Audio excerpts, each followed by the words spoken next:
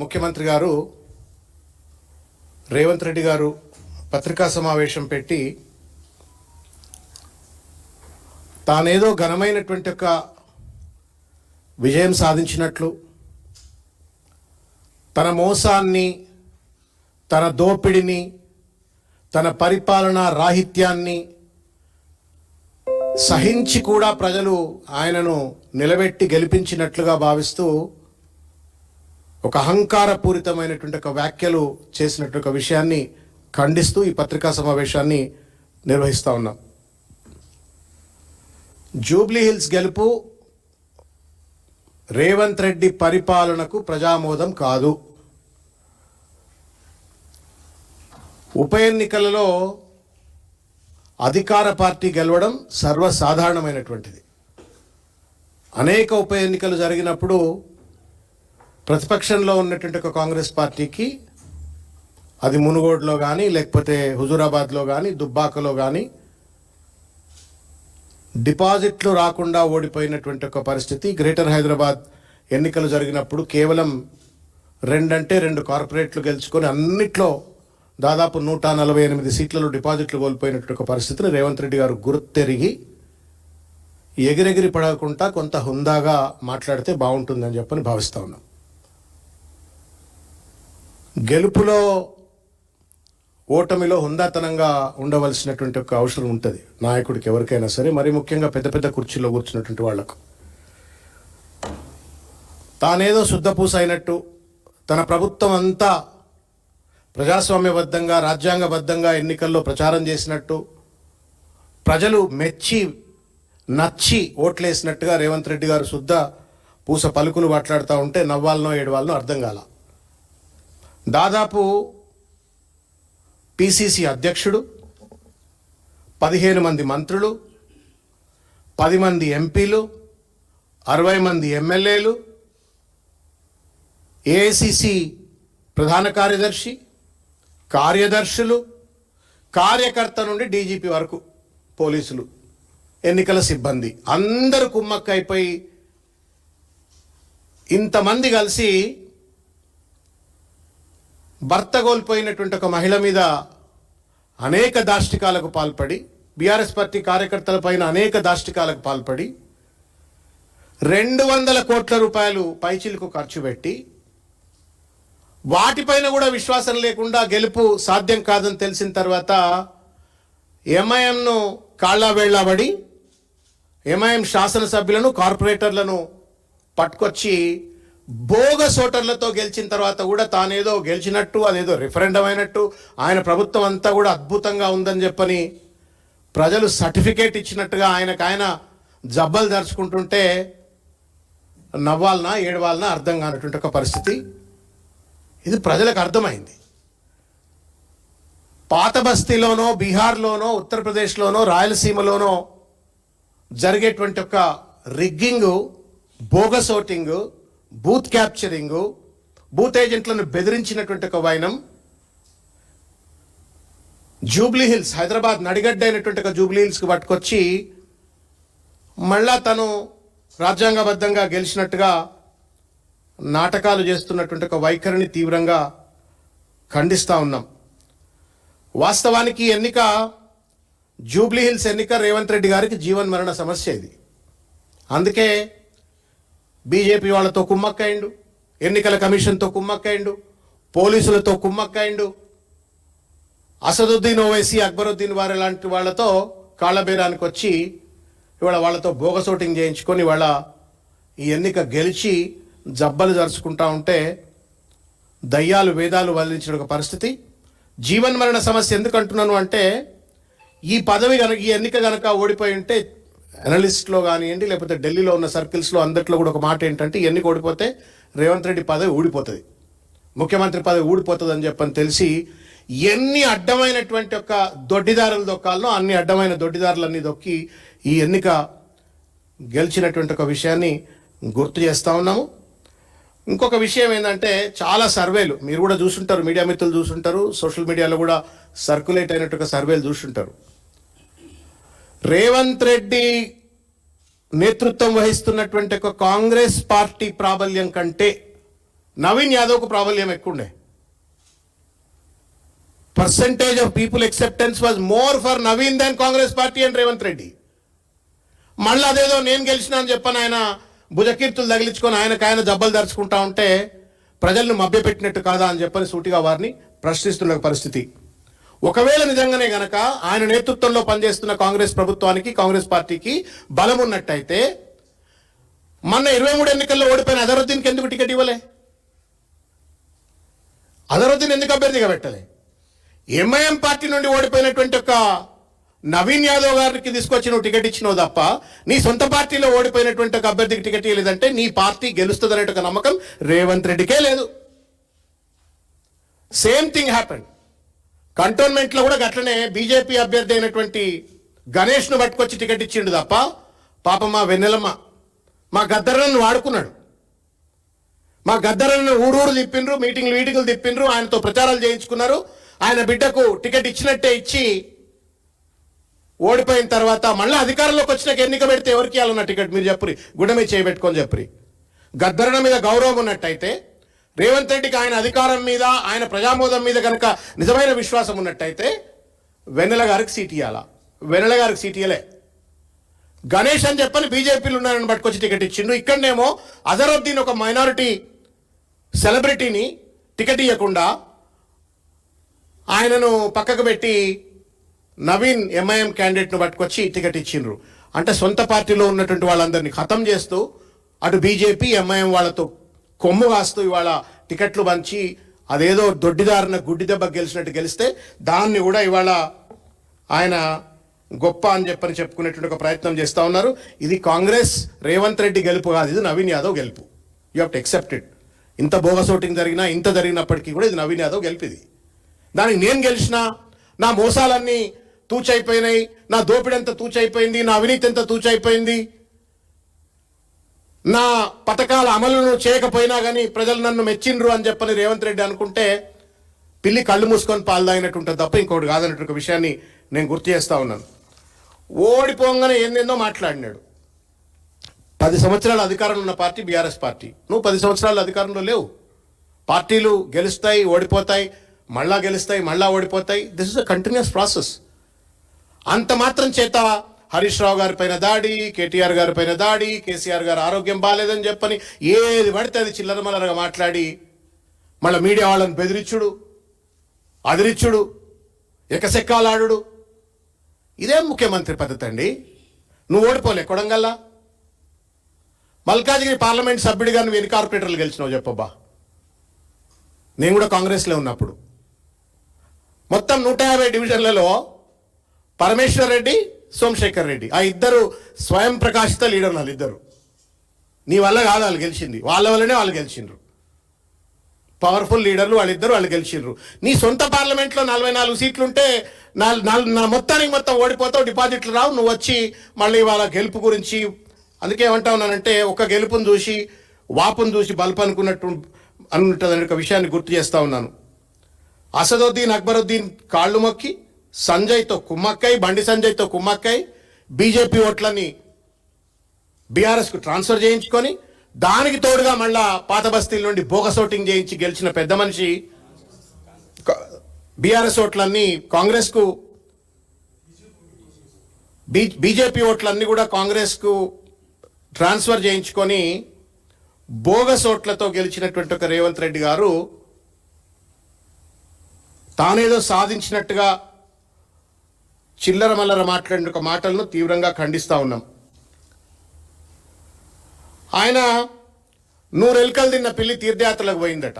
సౌచుహా కాయసో బిల్లి హజ్ యాత్రకు నికల్ పడే అన్నట్టుగా ఆయన రాజకీయ హిత సుభాషితాలు చెప్తా ఉన్నాడు. లాస్ట్ ఇయర్లోనే రాజకీయాలు చేయాలా, లాస్ట్ ఇయర్లో మాత్రమే రాజకీయాలు చేయాలా, 4 ఏళ్ళు పరిపాలన అభివృద్ధి గురించి మాట్లాడాలని చెప్పని ఒక చెత్త సంస్కృతికి కక్ష, కుట్ర, కార్పణ్యం, కుతంత్రం, లేనిపోని అపవాదులు, ఆరోపణలు, తప్పుడు కేసులు, వీటి ఆధారంగా 2 సంవత్సరాల పాటు పరిపాలన కొనసాగించిన చెత్త ముఖ్యమంత్రి ఎవరు అంటే రేవంత్ రెడ్డి గారు. ఈ యొక్క నెగటివ్ మైండ్ సెట్తో కేసీఆర్ గారి పైన, కేటీఆర్ గారి పైన, హరీష్ రావు గారి పైన దుమ్మెత్తిపోయాలా, క్యారెక్టర్ అసాసినేట్ చేయాలన్నటువంటి ఒక దుగ్ధతో పరిపాలనపై పట్టుకోల్పోయి ఇవాళ రాష్ట్రం మొత్తం కూడా అధోగతైన ఒక పాలు ప్రజలందరికీ దిగ్విజమే.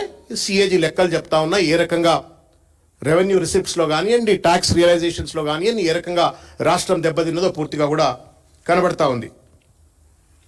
ఆయన అనుకుంటా ఉన్నాడు ఇవాళ కేటీఆర్ గారు, హరీష్ రావు గారి మధ్యన పంచాయతీలు ఉన్నాయి, ఈయన కుర్చీ కోసం ఆయన కుర్చీ కోసం ఈయన కొట్లాడుతున్నాడు అని చెప్పండి. నీ సొంత కుర్చీ కింద ఎన్ని కుంపట్లు ఉన్నాయో ఒక్కసారి చూసుకో రేవంత్ రెడ్డి గారు. నిన్ను ఎందుకు బీహార్కి పిలవలే? బీహార్ ప్రచారానికి రేవంత్ రెడ్డిని ఎందుకు పిలవలే? ఎందుకు పొంగులేటి శ్రీనివాస్ రెడ్డిని పిలిచిండ్రు? అంజన్ కుమార్ యాదవ్ గారిని పిలిచిండ్రు? ఎందుకు రేవంత్ రెడ్డి గారిని బీహార్ ప్రచారానికి పిలవలే? ఇవాళ ఉత్తమ్ కుమార్ రెడ్డి, కోమటిరెడ్డి రాజగోపాల్ రెడ్డి, పొంగులేటి శ్రీనివాసరెడ్డి ఈ ముగ్గురు కలిసి నీ కుర్చీని ఎప్పుడు పడితే అప్పుడు గుంజుకుందామా అని చెప్పని వాళ్ళు కుంపట్లు పెట్టుకొని సిద్ధంగా కూర్చున్నారు. మళ్ళీ వచ్చి నువ్వు హరీష్ రావు గారి గురించి, కేటీఆర్ గారి గురించి, కేసీఆర్ గురించి మాట్లాడుతున్నావు. నీ కుర్చీ నువ్వు కాపాడుకోవా మొదలు. ఎండ్రకిచ్చల గంప ఇది మీది, మీ ప్రభుత్వం ఎండ్రకిచ్చల గంప. ఒకరికంటే ఒకడికి సయోధ్య ఉందా చెప్పుని మీరు గుండె మీద చేయబెట్టుకొని చెప్పండి. రేవంత్ రెడ్డి గారు, మీ మంత్రులు, మీకు సయోధ్య ఉందా? నువ్వు ఎప్పుడు ఫెయిల్ కావాలని చెప్పని మిగతా మంత్రులంతా ఎప్పుడు ఫెయిల్ అవుతారు, ఎప్పుడు అవినీతిలో కూరుకుంటారు. నేను ఎప్పుడు ఎవరిని బీకేయాలా, ఉత్తమ్ కుమార్ రెడ్డిని ఎట్లా బీకేయాలా, పొన్నం ప్రభాకర్ని ఎట్లా బీకేయాలా, బట్టిని ఎట్లా బీకేయాలా, పొంగులేటి శ్రీనివాసరెడ్డి ఎట్లా బీకేయాలా, నీ కుట్ర.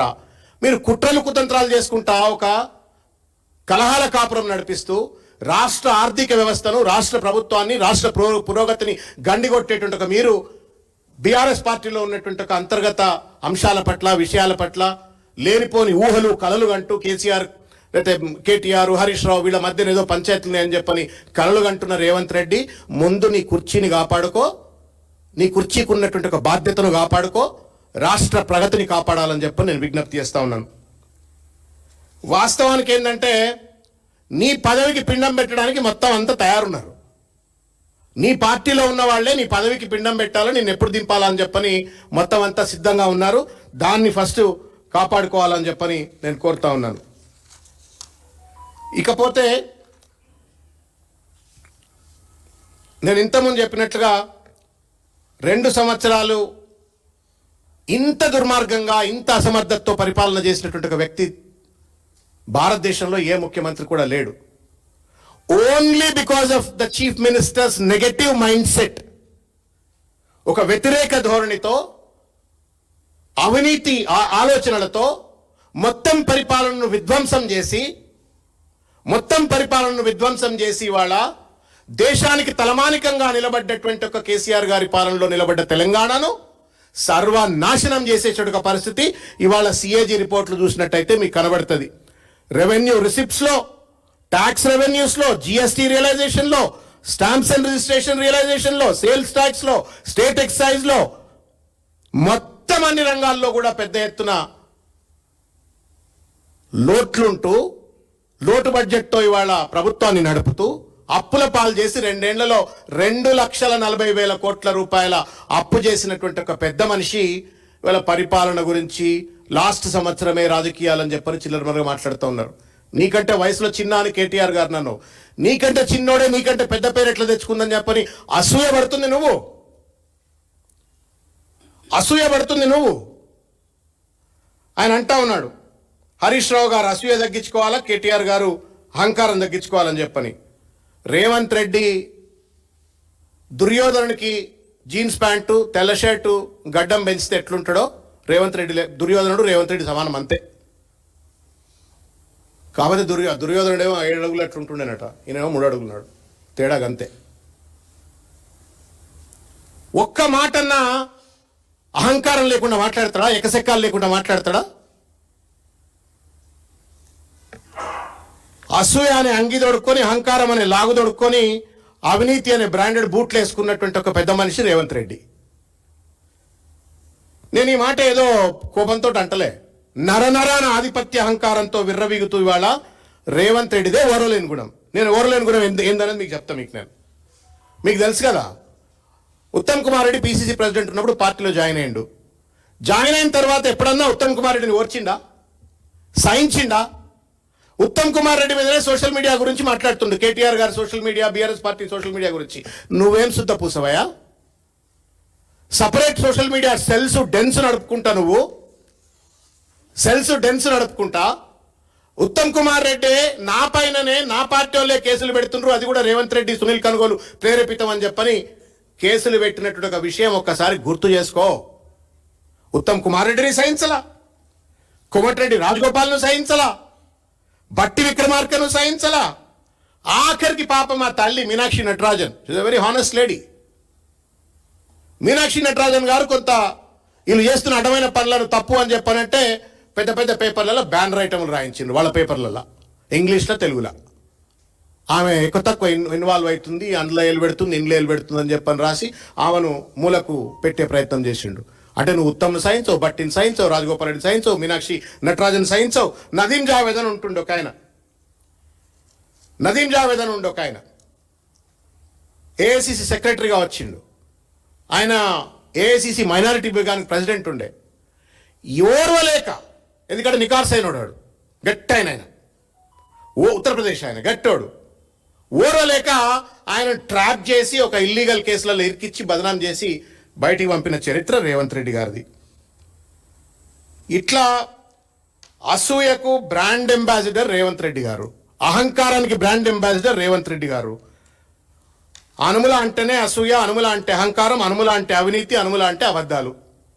నువ్వు వచ్చి మళ్ళీ ఏదో సత్యగురువు లెక్క రేవంత్ రెడ్డి గారు మాట్లాడుతూ ఉంటే బాధ కలుగుతూ ఉంది. భాష గురించి ఏం భాష అండి? కోమటిరెడ్డి వెంకటరెడ్డిని హోంగార్డ్ అన్నది అహంకారం కాదా? రాజగోపాల్ రెడ్డి గారిని నీచ్ కమీనే కుత్తే అన్నది అహంకారం కాదా? పొన్నాల లక్ష్మయ్య గారిని చావుకొచ్చిండు ముసలోడు అని చెప్పని అన్నది అహంకారం కాదా? నకరికల్ ఎమ్మెల్యేను వీరేశంను పట్టుకొని లాగులిప్పి పిర్రల మీద చింతబరగలతో కొట్టాలా అన్నది అహంకారం కాదా? షాద్ నగర్ ఎమ్మెల్యేను శంకర్ను పట్టుకొని, ఒక రజక కులస్తుని పట్టుకొని బట్టలు ఉత్తుకుంటానికి నేను ఎమ్మెల్యే చేసిన అని చెప్పడం కుల ఉన్మాదం అహంకారం కాదా? వాకిలి శ్రీహర్ గారిని చేపలు పట్టుకుంటోని నేను మంత్రి చేసిన అని చెప్పనటం అహంకారం కాదా? సిరాజుద్దీన్ అనేటువంటి ఒక ఇంటర్నేషనల్ ఎక్లైమ్డ్ క్రికెటర్ను పట్టుకొని చదువురాను నేను డిఎస్పీ చేసిన అని చెప్పనటం అహంకారం కాదా? మీడియాను పండబెట్టి తొక్కుతా, నారదీస్తా, ఎవరిని పడితే వాళ్ళని ముడిమిద్దంతా, లాగులిప్పి కొడతా, బట్టలిప్పి కొడతా, ఇది అహంకారం అంటారా, అసూయ అంటారా, లేకపోతే శుద్ధపూస లక్షణాలు అంటారా? మీరన్నా చెప్పండి. ఇక మళ్ళీ హరీష్ రావు గారికి అహంకారం ఉంది, అసూయ ఉంది, కేటీఆర్ గారికి అహంకారం ఉంది అని చెప్పని మాట్లాడుతూ ఉన్నారు. పిల్లలు అడుగుతున్నారు లాగుల తొండలు ఏంటివి అని చెప్పని పిల్లలు అడుగుతున్నారు. ఏంది లాగుల తొండలు అని చెప్పని, ఎందుకంటే నిజాం కాలం జమానా టార్చర్ అవన్నీ వీళ్ళకి తెలియవు కదా. లాగుల తొండలు అంటే ఏంటి అసలు, ఇక ఇట్టేంది అని అడుగుతున్నారు. పేగులు మెడలేసుకుంటే అంటే ఎట్లేసుకుంటారు? ఇది రేవంత్ రెడ్డి గారి యొక్క భాష వైఖరి. ఆయన మళ్ళీ ఇవాళ వారి యొక్క గొప్పతనాన్ని చూసి గెలిపించిండ్రు అని చెప్పని పెద్ద మనిషి మాట్లాడుతుంటే నవ్వాలనా ఏడవాలనా అర్థం కానటువంటి ఒక పరిస్థితి. మీరు ఆ పత్రికా సమావేశం చూసుంటారు. బీజేపీ గురించి బాధపడుతున్నాడా, బీజేపీ ఆయనతో కుమ్మక్కయిందని చెప్పని లోపల సంతోషపడుతున్నా అర్థం కావట్లే. నేను సూచన చేస్తున్నా, భూకంపం వచ్చే ముందు ప్రకంపన లాంటిది, మీ అస్తిత్వాన్ని మీరు కాపాడుకోండి. 65,000 ఓట్లు వచ్చిన వాళ్ళు 17,000కి తగ్గినరు, ఓట్లు కుదిపించుకున్నావు మళ్ళీ వాళ్ళతోటి, మళ్ళీ వాళ్ళకి సూచనలు ఇస్తూ వాళ్ళ అస్తిత్వం గురించి శుద్ధపూసలు పలుకుతూ ఉన్నటువంటి ఒక రేవంత్ రెడ్డి గారు. ఇకపోతే ఇంటలెక్చువల్ బ్యాంక్రప్సీ ఉంది, ఐడియాలజికల్ బ్యాంక్రప్సీ ఉంది అలా తెలంగాణ కాంగ్రెస్లో. రేవంత్ రెడ్డి ఫ్రాంచైజీ కొనుక్కున్నట్టుగా వ్యవహరిస్తూ ఉన్నాడు. రాహుల్ గాంధీ గారి దగ్గర, ఏఐసిసి దగ్గర తెలంగాణ శాఖను ఫ్రాంచైజీ కొనుక్కున్నట్టుగానే వ్యవహరిస్తూ ఉన్నారు. బీహార్లో శత్రువు అయినటువంటి, దుష్మన్ అయినటువంటి వాళ్ళు తెలంగాణలో దోస్త్ ఎట్లా అవుతారండి? కాంగ్రెస్ ఓడిపోవడానికి ప్రత్యక్షంగా పరోక్షంగా కారణభూతమైనటువంటి, మొత్తం యూపీఏ ఓడిపోవడానికి, మహాగఠబంధన్ ఓడిపోవడానికి కారణభూతమైనటువంటి ఒక ఎంఐఎం రేవంత్ రెడ్డికి మిత్రులు అని చెప్పని ఎవరో మీడియా మిత్రులు మీలాంటి తెలుగులో అడిగినారు. అడిగితే ఏదో పంటల గురించి మాట్లాడుతూ ఉన్నాడు, పంటల గురించి మాట్లాడుతూ ఉండు, ఏ భూమిలో ఏ పంట వండాలనో అట్లా అని చెప్పని ఏదో మాట్లాడుతూ ఉండు, దాటవేత ధోరణికి పాల్పడిండు. Ideological intellectual bankruptcy. మరి అదేమన్నా రాహుల్ గాంధీ గారు ఏఐసిసి ఈయనకేమైనా ఫ్రాంచైజీ ఇచ్చిండ్రా, లేదు ఈయన ఏమైనా రేవంత్ రెడ్డి రీజనల్ పార్టీ లెక్క గాంధీ భవన్ వేదికగా దాన్ని ఏమైనా బీజేపీకి కొమ్ము కాసే విధంగా బీజేపీ సిద్ధాంతాలను ముందుకు తీసుకెళ్తున్నాడో మొత్తానికి తెలియదు. కానీ ఇవాళ ఒక ఐడియాలజికల్ ఇంటలెక్చువల్ బ్యాంక్రప్సీతో పనిచేస్తున్నటువంటి ఒక హిపోక్రాటిక్ లీడర్, హిపోక్రాటిక్ ఆర్గనైజేషన్ ఇవాళ తెలంగాణ కాంగ్రెస్. ఇకపోతే ఆయన అంటున్నాడు మాకు ఇది రెఫరెండం అని చెప్పని అన్నాడు. అంతకుముందు ఏమన్నాడు మీ మీట్ ద ప్రెస్లోనేమో ఇది రెఫరెండం ఎందుకు అవుతుంది, గెలిచినా ఓడినా మా పని మేము చేసుకుంటాం అన్నాడు. నిన్నేమన్నాడు దొంగోట్లతో గెలిచిన తర్వాత ఇది మాకు రెఫరెండము, మాకు నచ్చి ఓట్లేసిండ్రు, మెచ్చి ఓట్లేసిండ్రు అని చెప్పనన్నారు. నేను రేవంత్ రెడ్డి గారికి ఒకటే సూటిగా చెప్పదలుచుకున్నా, ఇవాళ నువ్వు గెలిచినంత మాత్రాన నువ్వు చేసిన పాపాలు ఎవరు కూడా విస్మరించరు. ఇంకా 3 ఏళ్ళు నువ్వు ముఖ్యమంత్రిగా ఉంటావని చెప్పను, లేకపోతే నీ బోగసోట్లకు తలవగ్గో, మొత్తానికి ఏదో గెలిచినావు బయటపడ్డావు, దట్స్ ఓకే. కానీ ఒళ్ళు దగ్గర పెట్టుకొని వాళ్ళ పరిపాలన అందించే ఒక బాధ్యత నీ పైన ఉన్నది. ఒక గెలుపుతోటే ఇట్లా పొంగిపోయి అడ్డదిడ్డంగా మాట్లాడి పరిపాలన కనుక సరిగ్గా నడిపించకపోయినట్టయితే శాశ్వతంగా చరిత్రహీనులుగా రేవంత్ రెడ్డి గారు మిగిలిపోతారు. లగచర్ల బాధితుల పట్ల చేసిన దాష్టికాన్ని ఈ ఎన్నిక ద్వారా మర్చిపోతారా? హైదరాబాద్ సెంట్రల్ యూనివర్సిటీలో నరికివేయబడ్డ చెట్లు, చంపబడ్డటువంటి ఒక నోరు లేని జీవాలు, ఆ పాపం అంతా కూడా ఎన్నిక ద్వారా మర్చిపోతారా? మూసీ పరివాహక ప్రాంతంలో ఉన్నటువంటి ఒక ప్రజలపైన బుల్డోజర్ నడిపి కూల్చివేసి వాళ్లను నిరాశ్రయులు చేసినట్టు ఒక పాపం ఈ ఎన్నిక ద్వారా మర్చిపోతారా? హైడ్రా పేరు మీద బుల్డోజర్లు పంపి పేద మధ్యతరగతి వాళ్ళ ఇండ్లు కూల్చివేతను మర్చిపోతారా ఈ ఎన్నిక ద్వారా? గ్రూప్ 1 ఎగ్జామ్ సరిగ్గా నిర్వహించకుండా చేతగానితనాన్ని ఈ ఎన్నిక ద్వారా నిరుద్యోగులంతా మర్చిపోతారా? జీవో 29 ద్వారా బీసీ ఎస్సీ ఎస్టీల నోళ్లలో మన్నుగొట్టి వాళ్ళ జీవితాలను ఛిద్రం చేసినట్టు ఒక పాపం ఈ ఎన్నిక ద్వారా, ఈ గెలుపు ద్వారా మర్చిపోతారా? జీవో 46 అనేటువంటి ఒక దాన్ని పరిష్కరిస్తా అని చెప్పని నమ్మించి వంచన గురి చేసినటువంటి ఒక 1,00,000 మంది కానిస్టేబుల్ల ఉసురు ఈ ఎన్నిక ద్వారా తగలకుండా పోతుందా? 4,000 రూపాయల పెన్షన్ ఇస్తా అని చెప్పని ఆమెగా మహిళల దగ్గర ఓట్లు దండుకున్నటువంటి ఒక ఇవ్వకుండా వాళ్ళను మోసం చేస్తున్న వైనం మర్చిపోతారా? మహిళలకు 2,500 రూపాయలు ఇస్తా అని చెప్పని మహాలక్ష్మి పథకం ద్వారా ఇవ్వకుండా మోసం చేస్తున్న ఒక వైఖరిని మర్చిపోతారా? షాది ముబారక్ తులం బంగారం ఇస్తా అని చెప్పని మోసం చేసిన వైనాన్ని మర్చిపోతారా? ఇట్లా చెప్పుకుంటూ పోతే రాసుకుంటే రామాయణం అంతా, వింటే భారతం అంతా. బీసీ బంధు లేదు, రైతు బంధు లేదు, ఫీ రియంబర్స్మెంట్ లేదు. బీసీ ఎస్సీ ఎస్టీ విద్యార్థులు చదువుకోవాలంటే, కాలేజీలో పోవాలంటే ఇబ్బంది పడతా ఉన్నారు. కాలేజ్ యజమానులు ఫీజులు అడుగుతుంటే ఈ పాపాలని మర్చిపోతారా? జాబ్ క్యాలెండర్ లేదు. 70,000 ఉద్యోగాలు ఇచ్చినా అని చెప్పని 10,000 ఉద్యోగాలు కూడా భర్తీ చేయకుండా 70,000 ఉద్యోగాలు ఇచ్చినా అని చెప్పని కేసీఆర్ గారు గుర్తించి నోటిఫికేషన్లు ఇచ్చి పరీక్షలు నిర్వహించిన దాన్ని నీ ఖాతాలో వేసుకుని చేస్తున్న మోసం మర్చిపోతారా అని చెప్పని నేను అడుగుతా ఉన్నాను. ఎన్ని పాపాలు, ఎన్ని మోసాలు చేసినావు నువ్వు? సీఎం రమేష్ గారికి కాంట్రాక్ట్ ఇచ్చి కమిషన్లు దండుకున్నటువంటిది ప్రజలు మర్చిపోతారా? కొడంగల్ లిఫ్ట్ ఇరిగేషన్ లో నీ మంత్రి, నీ దోస్తులు పంచుకున్నటువంటి ఒక కాంట్రాక్ట్ టెండర్ లో మోసం మర్చిపోతారా? అమృత్ స్కీమ్ లో స్కామ్ గా మార్చి బామ్మర్దికి కాంట్రాక్ట్ ను కట్టబెట్టింది మర్చిపోతారా? ఫార్మాసిటీని విధ్వంసం చేసి ఫ్యూచర్ సిటీ పేరు మీద రియల్ ఎస్టేట్ దందాలు చేసింది మర్చిపోతారా? మొత్తం రియల్ ఎస్టేట్ రంగాన్ని ఆర్ఆర్ ట్యాక్స్ పేరు మీద పర్ స్క్వేర్ ఫీట్ కింద పైసలు అని చెప్పని వసూలు చేస్తూ, పర్ లేఅవుట్ పర్మిషన్ కింద పైసలు అని చెప్పని వసూలు చేస్తూ మొత్తం రియల్ ఎస్టేట్ రంగాన్ని సర్వనాశనం చేసినటువంటి దుర్మార్గాలను ఈ ఎన్నిక ద్వారా మర్చిపోతారు అనుకుంటే మీ మూర్ఖత్వం అవుతుంది రేవంత్ రెడ్డి గారు. ఏం మర్చిపోరు ప్రజలు. They probably have thought that this is not an appropriate time to teach you a lesson. దానికి తోడుగా నీ బోగస్ ఓటింగ్లు దగ్గర 20 కంప్లైంట్లు ఇచ్చినాం మేము ఎన్నికల కమిషన్కు. మొత్తం దాష్టికాలకు పాల్పడుతున్నారు అని చెప్పని 20 కంప్లైంట్లు ఇచ్చినాం మేము. 20 కంప్లైంట్లు. ఒక్క కంప్లైంట్ను కూడా పరిగణలోకి తీసుకోలే. కొంతమంది పోలీసులు తొత్తులుగా పనిచేస్తూ మా వాళ్ళపైన దాడి చేస్తున్నారు అని చెప్పినాం, చర్యలు తీసుకోలేదు. ఇట్లా మోసం చేసి అధికారంలో గెలిచి అదేదో ఆయనను చూసి ఓట్లేసిండ్రు అని చెప్పని రేవంత్ రెడ్డి గారు కలలు అంటే అవి కలలుగా మిగులుతాయి. మేము ఒకటే విజ్ఞప్తి చేస్తా ఉన్నాం, కేసీఆర్ గారు కొట్లాడి తెలంగాణ తీసుకొచ్చినటువంటి ఒక తెలంగాణను బాధ్యతగా అన్ని రంగాలలో సమగ్రమైనటువంటి ఒక సమతుల్యమైన అభివృద్ధి సాధించి దేశంలో నెంబర్ 1గా పెట్టినరు. ఇవాళ నీ పరిపాలనలో మళ్ళా అధోగతి పాలవుతున్నది.